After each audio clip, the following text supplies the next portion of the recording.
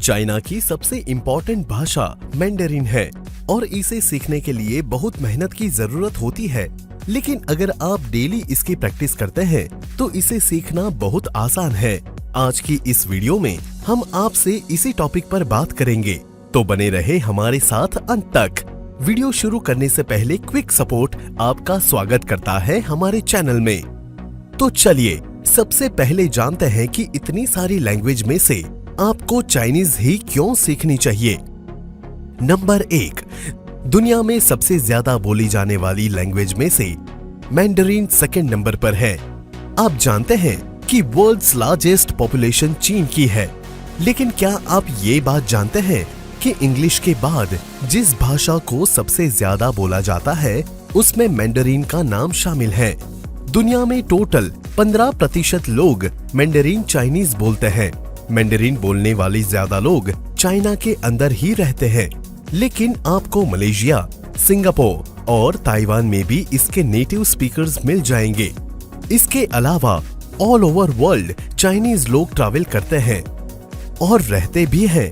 हो सकता है आपके आसपास ही कोई मैंडरिन स्पीकर मिल जाए। नंबर 2, चाइनीज स्पीकर की हाई डिमांड रहती है।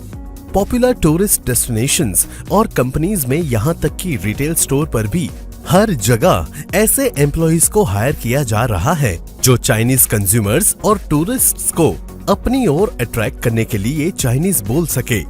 और ऐसा इसलिए है क्योंकि पिछले कुछ डेकेड में चाइना इकोनॉमिक पावर हाउस बनकर सबके सामने आई है। बहुत सारे ऐसे फील्ड हैं जहां चाइनीज लैंग्वेज स्पीकर अपना करियर बना सकते हैं, जैसे international trade and marketing, educational consultant, tourism और रिटेल, सप्लाई चेन मैनेजमेंट और गवर्नमेंट और city council staff. Number 3, authentic Chinese culture को समझने के लिए चीन की हिस्ट्री 5000 साल पुरानी है, जिसमें इनके पूरे आर्ट, म्यूजिक और पोइट्री का कल्चर फैला हुआ है। जब आप इनके नेटिव लैंग्वेज में इनके कल्चर के बारे में पढ़ते हैं तो आपको ज्यादा ऑथेंटिक चीजें पता चलती है। आप इसे समझकर इंग्लिश या नेटिव लैंग्वेज में ट्रांसलेट कर सकते हैं, जिससे आपके करियर का एक और रास्ता खुल जाता है। आप इनके ट्रेडिशनल सेलिब्रेशंस जैसे चाइनीज न्यू ईयर और mid autumn festival, literature, poetry, art, calligraphy, architecture और फूड के बारे में ज्यादा ऑथेंटिक चीजें कलेक्ट कर उपसर रिसर्च कर सकते हैं। इसके अलावा और भी कई रीजंस हैं जिसके लिए आप चाइनीज सीख सकते हैं। हर इंसान का अपना रीजन होता है। कोई करियर के लिए सीखना चाहता है तो कोई ट्रैवल और मैंडरिन स्पीकिंग कंट्री में सेटल होने के लिए।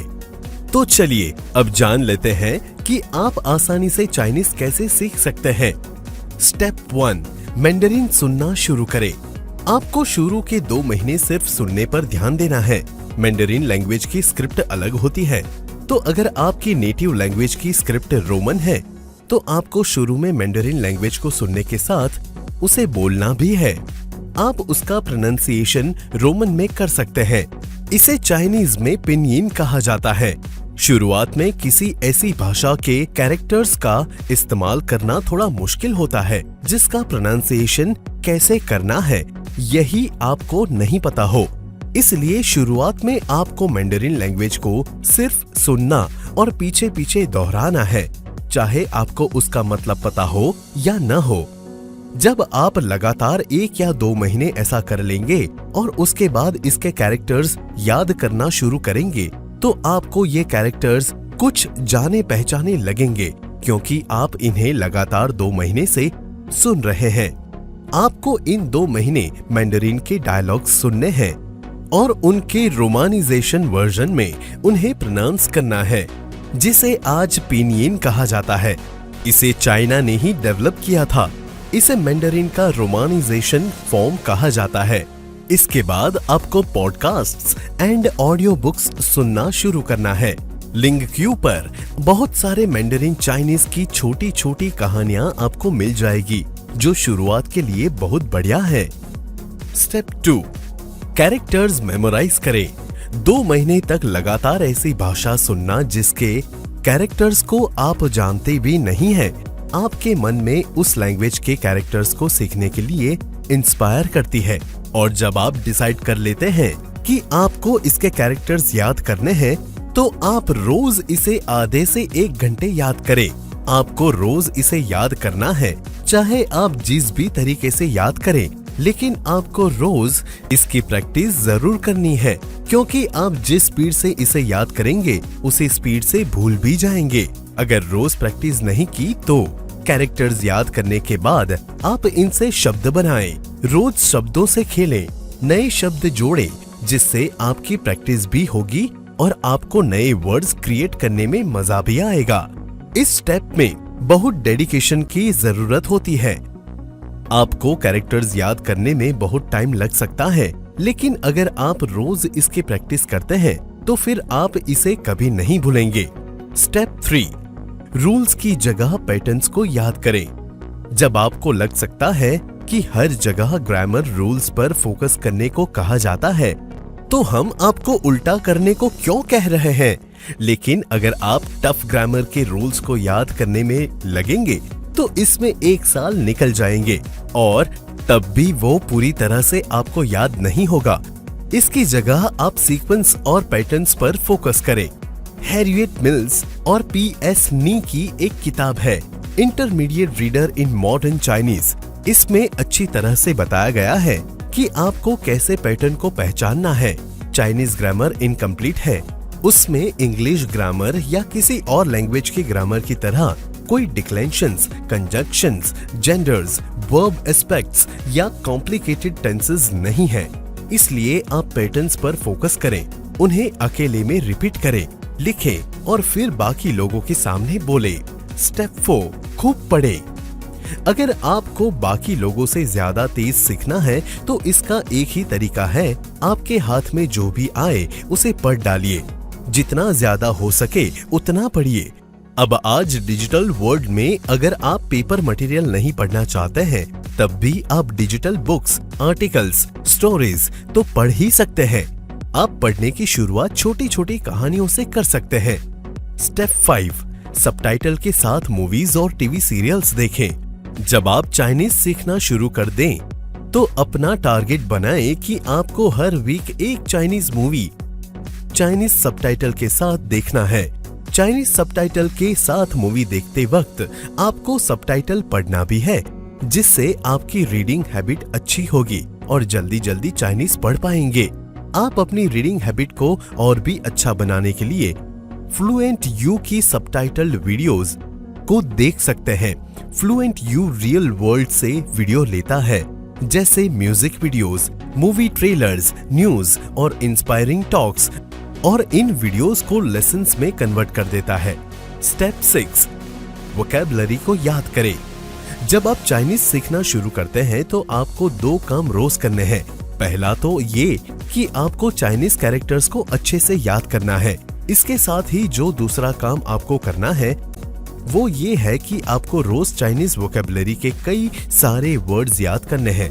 जब आप चाइनीज बोलना शुरू करेंगे तो आपको खूब सारे वर्ड्स और सेंटेंसेस की जरूरत होगी, जो कि आप वोकैबुलरी याद करने पर ही यूज कर पाएंगे। स्टेप 7, नेटिव स्पीकर से बात करें।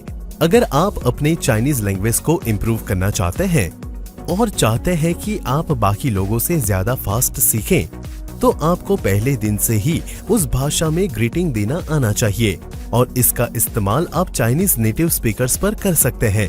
तो आप नेटिव स्पीकर्स को ढूंढेंगे कैसे?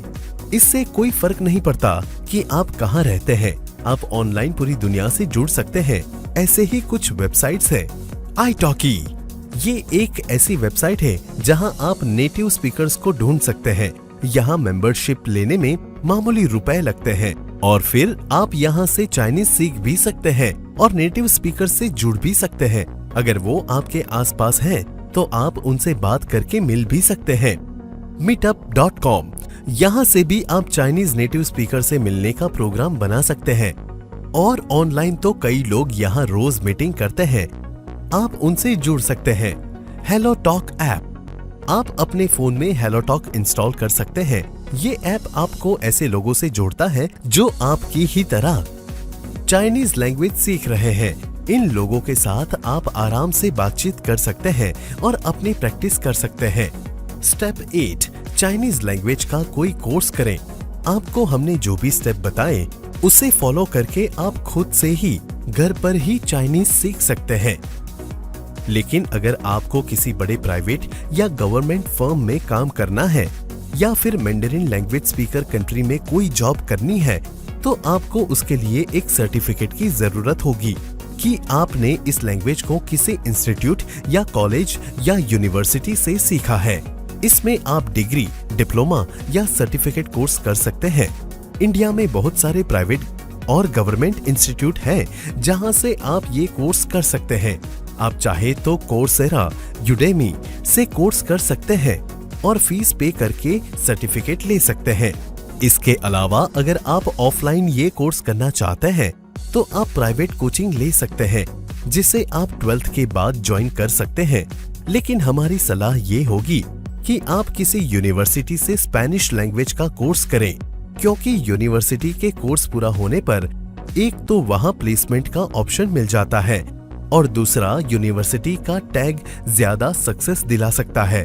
कुछ फेमस कॉलेजेस जहां प्लेसमेंट फैसिलिटीज हैं वो है New Delhi YMCA, Pondicherry university, IGNOU, JNU Jawaharlal Nehru university, Delhi university, university of Mumbai, Vishwa Bharati university West Bengal, BHU Banaras Hindu university, university of Mysore, Gujarat university. आप इन सभी यूनिवर्सिटी के वेबसाइट पर जाके देख सकते हैं कि कब एडमिशन होते हैं और एडमिशन प्रोसेस क्या है। तो दोस्तों, हमें उम्मीद है कि आपको चाइनीज लैंग्वेज से रिलेटेड हमारा यह वीडियो पसंद आया होगा। हम पूरी कोशिश करते हैं कि आपको एक ही वीडियो में पूरी जानकारी दे सके। अगर इस वीडियो से संबंधित आपको कोई सवाल है जो आप हमसे पूछना चाहते हैं तो हमें कमेंट करें और हम आपके सभी सवालों के जवाब देंगे। और आगे भी इस तरह के वीडियो देखने के लिए हमारे चैनल को सब्सक्राइब करना ना भूलें और हमारे वीडियोस को सबसे पहले देखने के लिए बेल आइकॉन को भी जरूर प्रेस करें। तो मिलते हैं अगली वीडियो में नई जानकारी के साथ। धन्यवाद।